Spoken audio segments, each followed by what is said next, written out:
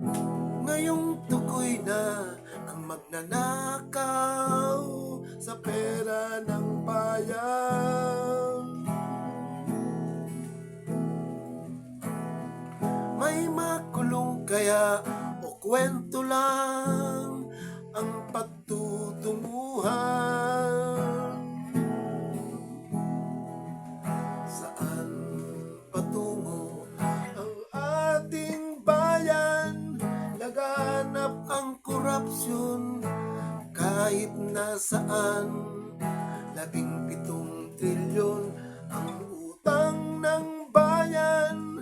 Saan kaya napunta? Isang malaking katanungan. Iisa ang hangad nila'y pagnanakaw.